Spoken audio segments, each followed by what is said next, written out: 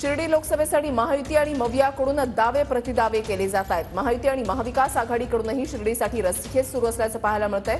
महायुतीकडून शिंदे गटाचे सदाशिव लोखंडे इच्छुक आहेत, तर महायुतीमधील रामदास आठवलेंकडूनही शिर्डीच्या जागेची मागणी करण्यात आली आहे। ठाकरे गट आणि काँग्रेसमध्ये सुद्धा शिर्डीच्या जागेवरून रस्सीखेच सुरू आहे।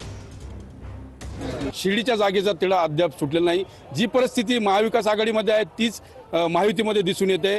भाजप आणि शिवसेनेमध्ये रस्सीखेच पाहायला मिळते, तर महाविकास आघाडीमध्ये काँग्रेस देखील या जागेसाठी दावा करते आणि ठाकरे गट देखील दावा करते। आता हा तिढा कधी सुटेल हे पाहणं औत्सुक्याचं ठरणार आहे, पण त्या अगोदर नेमकं येथील पदाधिकाऱ्यांना काय वाटतं आणि तिकीट कोणाला मिळतं हे पाहणं देखील आपण त्यांच्याकडूनच जाणून घेणार आहोत। भाजप देखील दावा करतं या जागेसाठी, का भाजपने दावा केला? खरं तर या ठिकाणी भारतीय जनता पार्टीची संघटनात्मक रचना अतिशय या ठिकाणी बलाढ्य आहे। या ठिकाणी बूथवर देखील आमचे कार्यकर्ते या ठिकाणी पोहोचलेले आहेत।